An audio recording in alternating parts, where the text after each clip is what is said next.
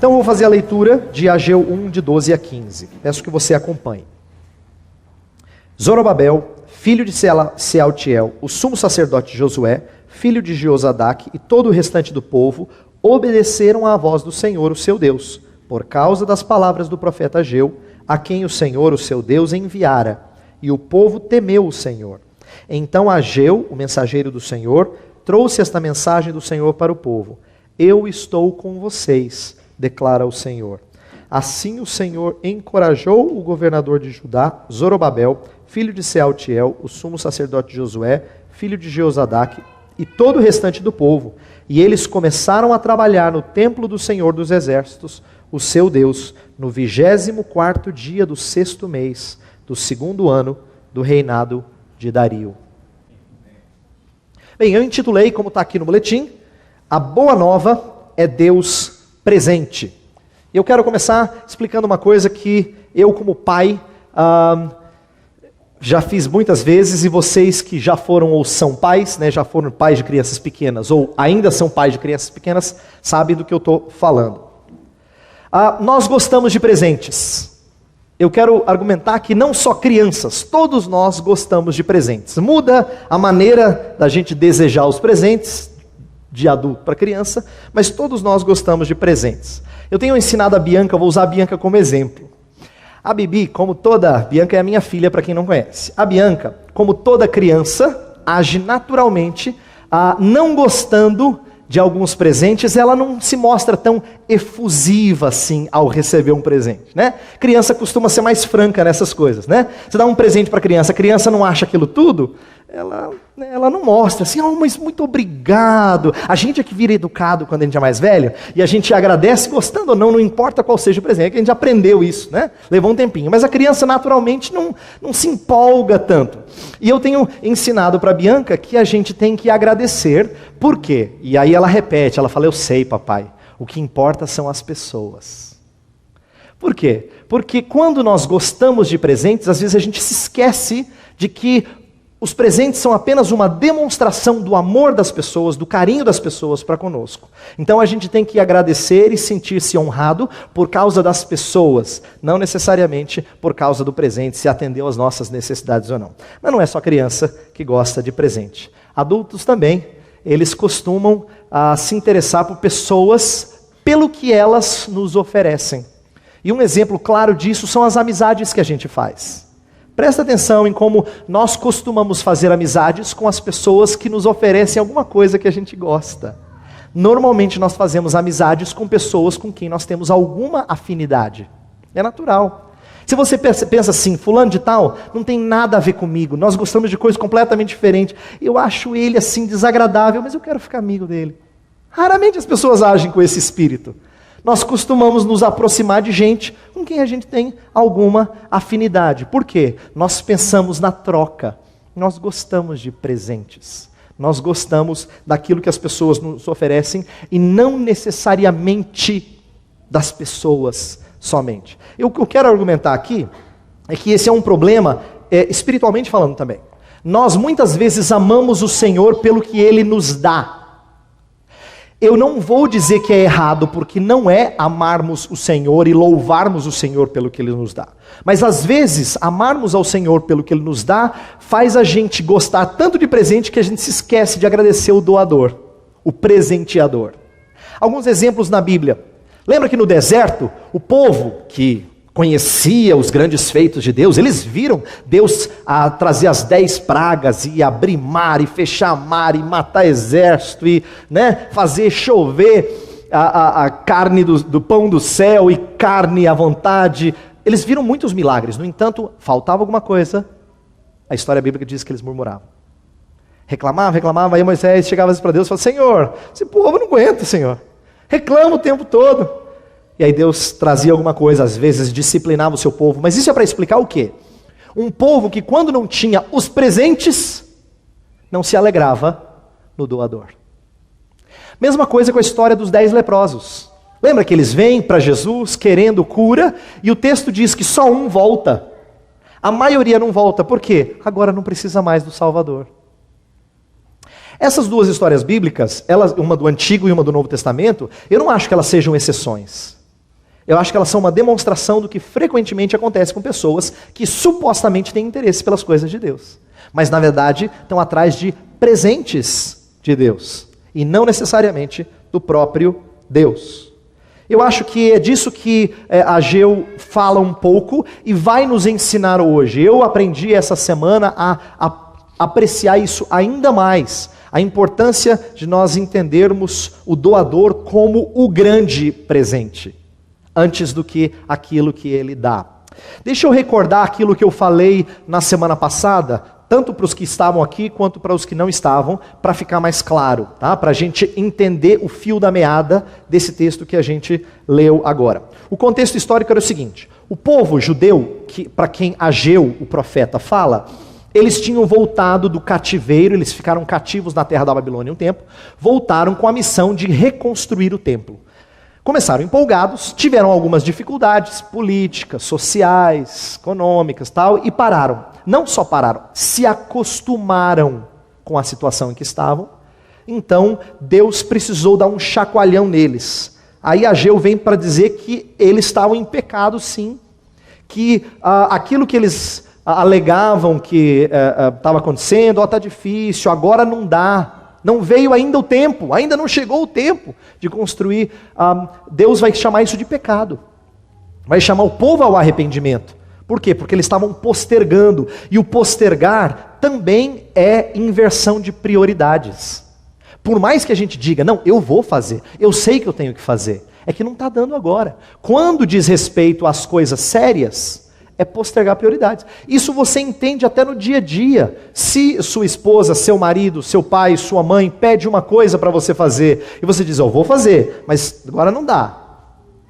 A pessoa que pediu pode se sentir ofendida, significa, o que eu pedi então não é importante, dá para esperar, né?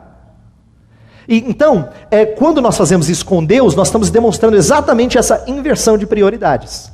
Então, a desculpa deles era de que a economia não estava ajudando. Olha, está difícil, assim, não está rendendo como a gente esperava. O que eu falei no sermão passado, na mensagem passada, é que, na verdade, a alegação deles não era a expressão de tudo que estava acontecendo. Não é que eles não tinham o necessário. O texto dá a entender que eles tinham sim o necessário, só que eles não tinham o que eles esperavam. O problema então era a insatisfação. Não que a economia era tão ruim que não dava para fazer o que tinha que fazer. É que eles estavam insatisfeitos, eles não tinham chegado no patamar que eles queriam para começar a construir o templo, para começar a construir a casa do Senhor. Então a exortação do profeta é: olhem para os caminhos de vocês, dê uma olhada para onde os seus caminhos levaram vocês. Presta atenção onde é que a sua vida te levou.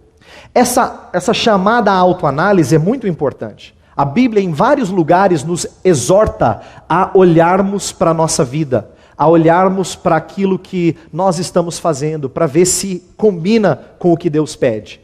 E aí Deus chama essa autoanálise através do profeta, mas para voltar a construir. Tanto é que o verso-chave é: subam no monte e peguem a madeira para começar a construção. O alvo de tudo, eu quero que você guarde isso, o alvo é agradar e glorificar a Deus. O texto do verso 8, lá de Ageu, fala exatamente isso.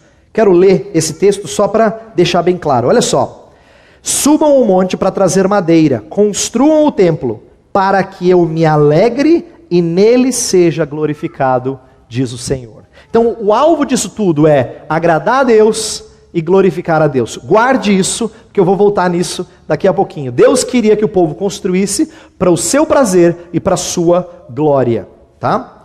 Então esse foi o que nós tratamos na aula passada, e nós paramos nessa chamada de Deus. Agora a gente vai ver a sequência, como é que o povo respondeu a essa chamada, tá? Por isso que o que eu vou falar hoje é isso aqui. Esses são os 3 pontos que eu vou abordar aqui nessa mensagem de hoje pela manhã. De como o povo se arrependeu, o povo atendeu à repreensão de Deus, está no verso 12, fala que o povo ouviu o que Deus falou, né, e obedeceram. Depois Deus lhes encoraja, e depois vem a providência de Deus na vida do povo, como Deus trabalha no coração do povo. O que é interessante dessa divisão? A primeira é dos homens. A Bíblia nunca fala que Deus se arrepende por nós. né? O arrependimento é uma função nossa, assim como crer é uma função nossa. Encorajamento vem de Deus, mas a providência junta os dois. Mostra que a nossa capacidade de responder a Deus é obra do próprio Deus, em nós, através de nós. Então a gente vai perceber isso. Ações dos homens, ações de Deus, e depois como essas duas coisas se misturam na providência divina, a maneira como Deus age no nosso interior e nos leva a responder a Ele, tá? Então vamos começar com o arrependimento do povo. O texto fala lá no verso 12, dá uma olhada no boletim, fala assim: Zorobabel, filho de Sealtiel, sumo sacerdote Josué, filho de Jodadaque, e todo o restante do povo obedeceram à voz do Senhor, seu Deus, e depois fala assim: e o povo temeu o Senhor. Quero chamar a atenção para isso. O texto original dá a ideia de que eles tiveram duas atitudes: ouvir e temer. E são duas atitudes bem interligadas na Escritura, na Bíblia Sagrada. Todas as vezes que o povo de Deus agiu como Deus queria que agisse, eles não só ouviram e não só temeram. E eu quero que você entenda o porquê que as duas têm que estar juntas. Ouvir, ou melhor, ouvir e não temer seria um tipo de despotismo, entender Deus como um chefão. Porque o temor é o prazer, é a reverência, o respeito por Deus. Obedecer a Deus sem esse respeito é enxergar a Deus como tirano. E ter temor por Deus, mas não ouvi-lo, é desprezar a sua autoridade. É igual aquela parábola que Jesus conta assim, que fala que um disse que ia fazer e não fez. O outro disse que não ia e fez. Aquele que disse que ia fazer é o filho assim que responde de maneira tão carinhosa: sim, mamãe, sim, papai. Mas aí vai, ele não faz. Ele não agrada, ele pode fazer bonito na frente do pai e da mãe, né? Ou um funcionário que diz: pode deixar, chefe, deixa que eu cuido disso. E lá na frente não cuida. O chefe não gostou daquela atitude. Não agrada o ter sido educado e ter dito que ia fazer, se não vai fazer. É não olhar para a autoridade. Então presta atenção na necessidade das duas: ouvir e temer. Vamos falar delas separadamente. A primeira é que Ageu foi ouvido. E isso é muito significativo. Eu vou dizer por quê.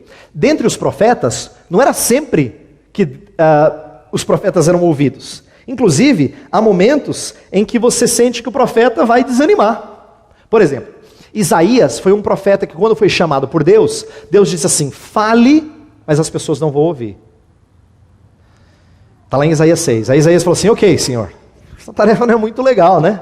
Não é muito agradável. Então, por quanto tempo o Senhor quer que eu fale? Eu fico imaginando assim, Isaías deve ter sugerido: Senhor, 1 semana, 1 mês, 6 meses. Aí Deus fala: até que não haja mais pedra sobre pedra. Você vai falar e eles não vão ouvir, e vai ser assim até tudo se acabar. Então ele teria que fazer isso constantemente. Jeremias reclama porque o povo não ouve. Mas Ageu é um dos profetas mais atendidos da história dos judeus. Então ele foi ouvido, diferente dos profetas que vieram antes do exílio da Babilônia, né? O exílio babilônico. Então, diferente dos profetas pré-exílicos, Deus fez com que ele fosse usado. E o que aconteceu aqui?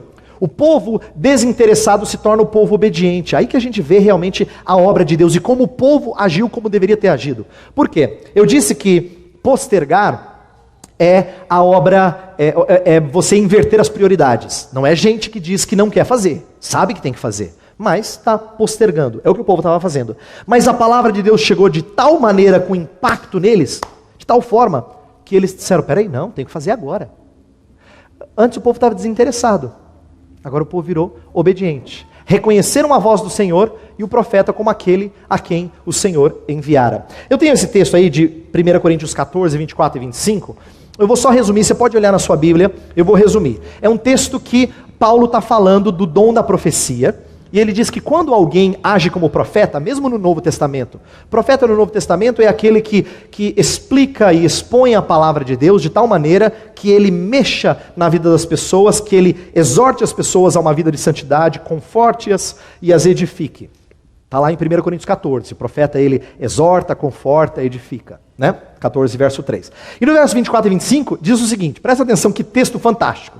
Diz que quando alguém está profetizando e uma pessoa que não é crente, não é cristã, tá? Não é evangélica, adentro de uma igreja e tem alguém ali pregando a palavra verdadeiramente, expondo a palavra de maneira a entrar no coração das pessoas e expor a vida delas. Diz o texto que aquele que é confrontado com a profecia, ele vê os segredos do seu coração expostos. E ele afirma, Deus está aqui. E por que esse texto é interessante? Porque ele exemplifica o que acontece frequentemente quando a gente ouve uma pregação que mexe conosco. Quando a gente ouve uma mensagem que fala ao nosso coração, a gente tem a impressão de que Deus falou diretamente com o pastor. Porque o pastor falou ipsis literis quem eu sou. Mas foi na mosca. Ele dissecou a minha vida, né? Então o texto fala que os segredos do nosso coração são expostos, são abertos.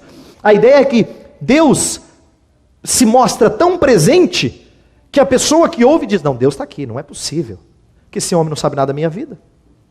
Como é que essa mensagem falou tão direto para mim? Quando Deus age dessa maneira, quando a sua palavra fala desse jeito, nós atendemos. A nossa reação é de ouvir a palavra de Deus. E como é fantástico a gente ouvir a palavra de Deus desse jeito. Mas como eu falei, não pode ser só ouvir. Tem que ser acompanhado do temer. A obediência acompanhada de temor está ilustrada lá no Salmo 128. Bem-aventurado o homem que teme ao Senhor e anda nos seus caminhos. Ele não só teme, e ele não só anda nos seus caminhos, as duas coisas estão juntas. Teme ao Senhor e anda nos seus caminhos. Isso aqui é importante à luz da história de Ageu. Por quê?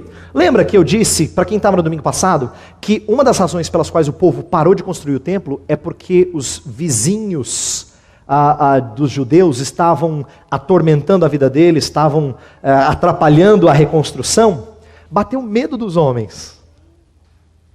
E aqui a gente diz o texto que eles temeram a Deus. Eu quero que você entenda que o temor de Deus, quando ele trabalha na nossa vida dessa maneira, ele substitui o temor dos homens. Todos nós temos medo das pessoas. Todos nós temos as pessoas em tão alta conta que a gente se preocupa com elas. Quando eu falo de medo, não pense só naquele pavor, pense na preocupação que você tem com a sua imagem. Como dizia uma propaganda, imagem é tudo, né?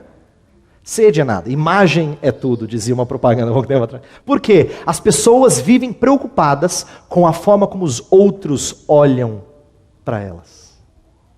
Você não é muito diferente. Frequentemente, eu e você nos preocupamos demasiadamente com o que o outro vai pensar. E ao fazer isso, nós manifestamos temor dos homens. O texto diz que eles temeram ao Senhor.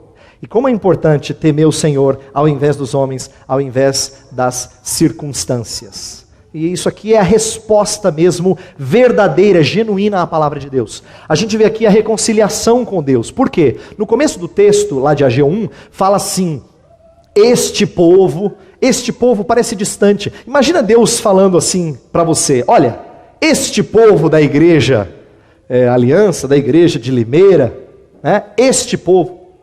No finalzinho, no texto que a gente está lendo, fala assim, o seu povo, o remanescente, o seu Deus. É mais próximo. Por quê? Pecados nos separam, nos afastam de Deus. Mas Deus sempre quer nossa reconciliação para que a gente volte a ter prazer em chamar Deus de nosso Deus. Esse é um dos aspectos mais essenciais da fé. Não adianta simplesmente se dizer, não, eu acredito em Jesus. Eu acredito que Jesus morreu na cruz para salvar pessoas. Isso se torna significativo quando você diz, eu acredito que Jesus morreu por mim. Eu acredito que foram os meus pecados que o crucificaram. Isso é mais significativo. Isso mostra o entendimento de que você faz parte dessa obra. Você sim está agora em proximidade com Deus. Essa ideia de arrependimento ilustra um pouco do ministério da palavra. Como é que Deus trabalha com a sua palavra em nós? Olha só, o texto que a gente tem aí à frente, o texto que você tem à frente, coloca primeiro no verso 12 que eles responderam a palavra, depois a gente vai ver daqui a pouquinho Deus encorajando pela palavra, verso 13, e despertados pela palavra no 14 e no 15. Por que essas três coisas são interessantes? Porque elas ilustram a maneira como Deus renova o seu povo, a sequência. Frequentemente na Escritura, você tem essa sequência. Deus fala, aí o seu povo ouve. Aí Deus renova e encoraja. E quando encoraja, as pessoas são despertadas a obedecer, a agir de forma santa. Por exemplo, e tem inúmeros exemplos na Bíblia, eu estou lembrando de um agora. Quando Pedro e os demais apóstolos são perguntados, quem vocês acham que eu sou? E Pedro fala assim, tu és o Cristo, Filho de Deus vivo. Jesus fala, bem-aventurado, Simão Bar-Jonas. Porque foi Deus, não foi homem que te revelou, foi Deus que te revelou. Ele encoraja e desperta Pedro para ficar firme. Sobre essa rocha eu vou edificar a minha igreja. É isso mesmo. Olha só, olha o encorajamento posterior à resposta. E como Deus desperta as pessoas para isso. Tá? É assim que Deus trabalha na nossa vida. Por isso que eu quero que você entenda que quando a palavra de Deus é pregada para você, você a ouve, quando você ouve, teme o Senhor, quando você responde positivamente a essa palavra, a tendência é que você seja mais encorajado pela palavra de Deus e você seja despertado a fazer o que outrora você não fazia. Se por um lado essa sequência mostra como Deus renova o povo, o inverso é a expressão do juízo. Quando Deus fala e a pessoa não ouve, Deus não encoraja, Deus amedronta com a sua palavra e endurece ou torna mais escura a visão das pessoas. Obscurece o entendimento delas. Eu quero contar o exemplo do ensino por parábolas, que esse é um exemplo fascinante. Eu não sei se você já notou isso, mas tem um momento no ministério de Jesus em que ele começa a ensinar por parábolas. Ele não fazia isso sempre, ele começa num determinado momento. E os discípulos chegam para ele e perguntam assim, Senhor, por que ensinas por parábolas? A impressão que a gente tem é que Jesus vai dizer assim, olha, é importante usar ilustração. Quando a gente estuda pregação, apóstolos, a gente gosta de ilustrar e tal. Mas não é isso que Jesus responde. Ele não conta parábolas para ilustrar os seus sermões. O texto diz que ele passou a ensinar por parábolas. E ele responde, é para que alguns vendo veem e outros não vejam. Porque alguns que receberam, a eles será dado, e os que não receberam será tirado, os que têm pouco lhes será tirado. O que Jesus está ensinando? Que parábolas eram um momento de juízo na vida daqueles que tinham reagido mal ao seu ministério. Era para obscurecer o entendimento de algumas pessoas. Acredite se quiser, é por isso que Jesus começa a ensinar por parábolas. E tem uma ilustração de um pregador antigo que eu gosto muito. Ele fala que as parábolas funcionavam como aquela nuvem no deserto, quando o povo saiu do Egito e estava para atravessar o Mar Vermelho. Eu não sei se você lembra da história. O povo está para atravessar o Mar Vermelho e o exército egípcio está vindo. Como é que vai fazer agora? O mar ainda não se abriu, o exército está para chegar, e Deus coloca uma nuvem. O texto da Bíblia diz que a nuvem fazia com que houvesse luz do lado dos judeus e trevas do lado dos egípcios. Então os egípcios procuravam e não achavam nunca, porque essa nuvem fazia onde eles estavam ter trevas. As parábolas funcionam com essa nuvem. Elas eram luz para os que já entendiam, mas elas obscureciam o entendimento daqueles que tinham recusado. O ministério da palavra funciona assim. Aqueles que recusam têm o seu entendimento obscurecido. Não são encorajados, são amedrontados e depois obscurecidos. Por isso, nosso pedido a Deus tem que ser, Senhor, desperta o meu entendimento. Eu quero responder a tua palavra. Eu quero obedecer a tua palavra para que eu seja mais e mais encorajado por ela e despertado por ela. Bem, mas o povo arrependeu. O povo nos dias de Ageu, diferentemente, arrependeu. E o que Deus fez? Deus seguiu a sequência e os encorajou. E ele encorajou com a promessa mais preciosa de toda a Escritura. O verso 13 diz assim, então Ageu, o mensageiro do Senhor, trouxe essa mensagem do Senhor para o povo. Eu estou com vocês, declara o Senhor. Eu estou com vocês. Esse é o maior conforto. E olha que interessante. Deus não tinha dito para eles construírem o templo? E eles não tinham construído. Mas Deus diz que mesmo o templo ainda não construído, eu continuo com vocês. Deus está ensinando que o templo é apenas símbolo. Mas que Deus estava com o povo mesmo sem o templo estar construído. Deus não fala assim, ó, enquanto vocês não construírem o templo, eu não vou estar com vocês. Não dá, pessoal, né? Vê se toma jeito. Deus não fala assim. Deus encoraja o povo, diz, eu estou com vocês. Na reconstrução. Minha presença não está amarrada à presença do templo. Eu estou com vocês. Essa promessa é importante. Essa promessa de Deus estar com alguém, ela é válida em toda a Escritura. Deus disse isso todas as vezes que alguém se sentia desanimado. Vou dar um exemplo. Alguns exemplos na Bíblia, isso fica mais vívido. Abraão, Deus promete para ele que ele teria uma descendência numerosa. Não vem filho, não vem filho, não vem filho, não vem filho. O cara já está com 85, 86 anos. Sara dá uma sugestãozinha para ele. Por que você não... Nossa serva Agar, de repente ela pode nos dar um herdeiro. Aí o capítulo 16 de Gênesis diz que ele teve um filho com Agar. Alguns anos depois, Deus aparece para ele e fala assim, Abraão, anda na minha presença e ser perfeito. Isto é, por que você não acreditou e procurou outros caminhos de conseguir a descendência? Anda na minha presença, seja perfeito, seja um homem reto, e saiba que eu serei o seu Deus e o Deus da sua descendência. Deus renova a sua promessa. Moisés se sentia desanimado, mas por vezes o seu desejo era ser encorajado por Deus, tanto é que ele pede para ver a face de Deus. Esse é o seu prazer, essa é a sua alegria, né? Mesma coisa com outros homens do passado, por exemplo, olha aqui, temos alguns exemplos. Moisés, né? O exemplo de Moisés, melhor ainda, da presença de Deus como sendo encorajadora. Moisés é chamado para tirar o povo do deserto, do Egito, melhor dizendo, e passar pelo deserto, tirar o povo do Egito. E Moisés diz assim, Senhor, vou chegar lá, vou falar quem mandou. Quem é que eu vou dizer, eu estou vindo em nome... Deus fala, vai, e diz que o eu sou te enviou. E saiba que eu estou com você. E ele encoraja Moisés, ele dá alguns sinais para Moisés para dizer, olha, quando você fizer essas coisas, é para você se lembrar de que você não está sozinho.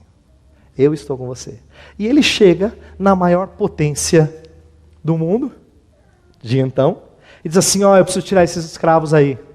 Esses escravos eram 600 homens, mais mulheres e crianças. Você imagina, né? Que fácil. Diz assim, Deus falou que eles têm que sair para fazer um grande culto lá no deserto. Não vai dar, faraó. Tem que dar liberada aí. Com que autoridade? Deus vai, eu estou com você. Esse Moisés se mostrou um homem abençoado. Quando ele é substituído por Josué, Josué fica com medo. Senhor, substituir Moisés não é fácil, Senhor.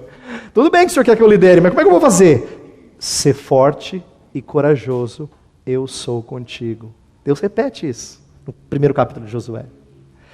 Mesma coisa com Davi. Davi também, Deus fala assim, você venceu guerras porque eu tive com você. Jesus, a promessa de Jesus, eis que estou convosco até a consumação dos séculos. Perceba que essa é a promessa sempre repetida, porque ela é a mais confortadora. Em relação a Deus, nós somos igual criança pequena, que quando está com medo, só é confortado no colo da mãe, do pai, porque significa eles estão presentes. Esse conforto é o que Deus nos oferece. A presença de Deus é o maior conforto para qualquer situação. Entenda, Deus não fala assim, olha, eu vou livrar vocês de provações, viu? Não. Ele nos dá provações, mas ele fala, eu estou com vocês. E essa promessa é importante. Que diremos, pois, à vista dessas coisas? Se Deus é por nós, quem será contra nós? A ideia não é que Deus está nos livrando das provações, é que nas provações Deus é conosco. Então, se Deus é conosco, o que a gente tem que temer? Essa é a lição do texto bíblico. Então, perceba a importância dessa bênção central. Eu quero falar um pouquinho mais sobre isso, porque eu sinto que essa é uma parte das mais negligenciadas. E aí eu volto ao que eu disse no início da mensagem, sobre como nós gostamos de presentes. Como nós às vezes não entendemos o chamado evangelho, a boa nova. Por quê? Porque muitas vezes nós focamos nas coisas que vêm com a boa nova. Se eu perguntasse para algumas pessoas, o que você acha que é tão especial assim no evangelho? O que o evangelho te traz? As respostas seriam as mais variadas. E eu sinto que elas expressam às vezes coisas erradas. Por exemplo, eu tenho conversado com pessoas que falam assim, olha, eu louvo a Deus porque eu tenho tido uma paz de espírito. Estou tão tranquilo aqui dentro. Eu acho que isso é ser cristão, é você sentir uma paz. E essa paz, ela é enganosa, porque essa paz muitas vezes é uma paz com os nossos problemas, esquecendo-nos de que o importante é resolver o problema de inimizade contra Deus, de que o evangelho é para nós termos paz com Deus, não paz conosco mesmos. Justificados, pois, mediante a fé, temos paz com Deus. Aqueles que vêm às vezes em busca de paz interior, não perceberam que paz interior é apenas uma consequência de ter paz com Deus. É essa que você precisa buscar. É essa que é o verdadeiro evangelho. Outras pessoas vêm à igreja à procura de encontrarem-se. A gente ouve muito isso esses dias, né? Olha, eu estou me sentindo meio perdido na vida, eu queria me encontrar. Eu ouvi um pastor dizendo assim, olha, você está procurando a coisa errada. Você não foi feito para se encontrar. Olha presta atenção na única pessoa nessa sala que você não enxerga. Você não foi feito para dentro. Você foi feito virado para fora. Você foi feito para encontrar outro, para encontrar a Deus. Por isso que o apóstolo Paulo fala assim, que quando ele conheceu a Jesus Cristo, ele abandonou tudo o que ele era. Considerei todas as coisas como perda, a fim de conhecer a Cristo. Não tem que se encontrar. Você tem que encontrar a Deus. Quem encontra a Deus se entende. Mas você não se procura, você procura a Deus. Outras pessoas vêm em busca de sentirem-se amados. Eu preciso sentir-me amado. E esquece de que num relacionamento, amor é uma via de duas mãos. Mão dupla. Em que você tem que amar e ser amado. Não só ser amado, mas amar e ser amado. E isso vale também no relacionamento com Deus. Às vezes a gente se esquece disso por motivos egoístas. Digamos aqui que eu esteja falando de amizade ou de relacionamento conjugal, você vai entender. Se a gente pede perdão para alguém, a gente não deveria, a gente sabe que não deveria, embora às vezes a gente faz. A gente não deveria pedir perdão porque quer que a esposa faça o prato favorito, né? Ou de repente pedir perdão para o amigo porque não quer ir para o trabalho com consciência culpada. Ou de repente pede perdão para o chefe para que não cause uma imagem ruim para os outros funcionários, dando a impressão de que está em desarmonia. Não, está tudo bem aqui. Todos esses motivos são egoístas, porque eles são focados no que você ganha com isso. O meu ponto é, quando você pede perdão para alguém com quem você teve algum atrito, o desejo tem que ser, eu quero comunhão com essa pessoa. Eu quero voltar a me relacionar com essa pessoa normalmente. Como resultado disso, ela vai fazer a comida que eu gosto, eu não vou ter consciência culpada, eu não vou dar a impressão de desarmonia. Essas coisas vêm como consequência. Mas às vezes a gente procura as coisas que nós ganhamos ao invés de a pessoa em si. Com Deus a gente tem que procurar amar a Deus antes do que ser amado. Uma outra coisa que eu vejo frequentemente, as pessoas vindo para a igreja em busca de confiança, para vencer os seus problemas na vida. Estou fraco, eu sinto que eu preciso de gente para me apoiar, gente para me dar mais confiança. E se esquecem de que a coisa mais especial, a maior de todas as confianças que você pode ter, é de adentrar o Santo dos Santos. Hebreus 10 fala assim, com intrepidez ousemos adentrar o Santo dos Santos na presença de Deus. Se você tem confiança para estar na presença do Santo, Santo, Santo, você tem confiança que você precisa para qualquer coisa. Mas às vezes as pessoas vêm à casa de Deus em busca dos presentes, em busca das coisas erradas, e se esquecem de que o principal é encontrar o próprio Deus. Foi isso que Jesus Cristo manifestou na sua primeira vinda. O que as pessoas queriam? Emanuel, Deus conosco. E foi isso que Jesus veio ser. E habitou entre nós, e vimos a sua glória. Glória como do unigênito do Pai. A primeira vinda de Jesus foi exatamente a satisfação desse desejo. Entenda que esse é um desejo que todo ser humano tem. E o crente, isso é mais evidente. Desejo de ver algo glorioso. Por que as pessoas procuram os sites mais bonitos, os lugares mais bonitos, né? Os locais mais bonitos? Por que elas gostam de viajar para montanhas, ou ver grandes precipícios como o Grand Canyon, por exemplo, ou visitar os Andes, ou os Alpes, ou qualquer outro lugar assim, ou ver cachoeiras? Elas gostam de esplendor, elas gostam de glória. E o Senhor Deus diz que nós veremos essa glória. Entenda que esse é um anseio. Quando eu falo esse anseio dos crentes, lembra, Moisés pediu para ver a face de Deus. Jeremias falou, a minha porção é o Senhor. Davi falou assim, uma coisa peço ao Senhor, que eu possa habitar na sua casa e contemplar a sua majestade. O desejo do povo de Deus sempre foi ver a Deus. E Deus fala que essa vai ser a maior alegria do novo céus e nova terra. Fala que, quando João revela, lá em Apocalipse 21 e 22, no finalzinho da Bíblia, ele revela como é que vai ser, ele diz assim, eu cheguei lá e não tinha templo. Deus era o tabernáculo. Deus estava lá. Ele fala assim, não havia mais choro nem lágrimas, porque Deus estava lá. Tanto no capítulo 21, 22, é a presença de Deus que é destacada como o maior presente. Eu estou dizendo isso porque eu quero que você entenda como é que Deus inverte as coisas. Eu fico fascinado com isso. Quando Deus se faz presente, Ele faz isso para a sua glória e para o seu prazer. Lembra que eu falei que o povo devia construir o templo para agradar a Deus, para glorificar a Deus? Pois Deus diz, eu me farei presente. Para quê? Para a sua glória, para o seu prazer. Para que você tenha alegria, para que você tenha a glória de resplandecer a face de Cristo. Então eu quero que você entenda que esse é o grande presente. Se nós não entendemos isso, nós perdemos o Evangelho. Você diz, não, eu acho que o Evangelho é importantíssimo, a cruz. A cruz é uma mensagem importante, é verdade. Mas a cruz é para que nós sejamos conduzidos a Deus, diz 1 Pedro 3,18. Se você não entendeu que Deus é o Evangelho, que Deus é a grande boa nova, a presença de Deus é a maior notícia de todas, então você não entendeu o Evangelho. E aquelas pessoas que nós conhecemos, às vezes não se mostram terem entendido o Evangelho. Elas até gostam de algumas coisas de crente, mas elas não entenderam que o grande presente, grande delícia é viver na presença do Senhor. Eu quero fechar falando da providência.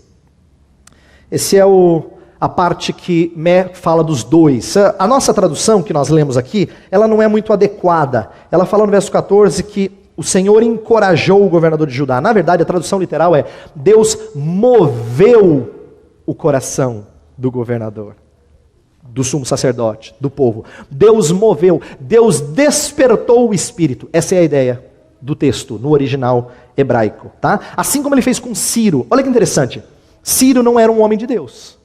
Mas diz o texto de Crônicas que ele foi despertado para livrar o povo, para voltar para a terra e reconstruir. Isso significa que Deus desperta tanto gente cristã como gente não cristã. Ele fez com Ciro e ele fez com o povo. A mesma coisa, a mesma palavra no original, a mesma ideia de despertar o espírito. Por quê? Porque tudo aquilo que nós fazemos de bom, conscientes ou não, é Deus que age em nós. Até o descrente, quando ele faz algo que é correto, que é honroso, que é justo, a Bíblia nos leva a entender que é Deus agindo na vida dele. Quer ele reconheça, quer não. Por quê? Porque é isso que Deus mostra, que o que está por detrás de nossos atos bons, e no caso dos crentes, de nossa obediência, é Deus. Filipenses fala, Deus é quem efetua em nós tanto querer quanto realizar. Deus é quem efetua em nós, Deus é que produz em nós esse desejo de obedecê-lo. E 1 Coríntios 12 fala que ninguém diz Senhor Jesus, senão pelo Espírito. É o Espírito que nos leva a reconhecer em Jesus o seu senhorio. Então eu quero que você entenda aqui que Deus trabalha na nossa vida, né? E de que Deus desperta o seu povo a fazê-lo, e que isso não deve ser motivo de nós termos dificuldade, mas de nós termos alegria. Por quê? Porque em meio às nossas fraquezas, que bom é saber que o Senhor age em nós. Olha só, junção da ação divina e humana. Devemos desejar mais a Deus e pedir a Deus que aumente nosso anseio por Ele. Sabe o que eu sinto? Eu acabei de falar aqui de que Deus é o nosso maior presente. Mas, francamente, tem dias que você não tem muita vontade de ansiar e almejar e desejar pelas coisas do Senhor, pelo próprio Senhor. Tem dia que você não se sente muito afim. Graças a Deus que você não está sozinho nessa obra. Eu gosto da história em que Jesus falou assim, olha, tudo é possível ao que crê. E o homem falou para Jesus, que queria um milagre de Jesus, falou assim, eu creio, mas ajuda-me na minha falta de fé. Senhor, eu quero fazer a tua obra, nem sempre eu tenho disposição. Ajuda-me na minha falta de fé. Desperta o meu espírito. Se você orar assim, é sinal de que Deus já está trabalhando em você. Mas eu quero que você entenda a necessidade que você tem do próprio Senhor para responder a Ele. Tá? Você tem essa necessidade. O texto diz que Deus desperta o coração do povo e o povo então obedece e começa a reconstruir o templo. Eu e você talvez tenhamos coisas para fazer na nossa vida. Precisamos ser despertados por Deus para irmos em frente, para realizar a obra do reino de Deus. Tá? Quero terminar com isso, pedir que Deus nos faça assim, nos prepare o coração para respondermos à obra dele. Ok? Vamos orar? Vamos pedir que Deus faça isso conosco?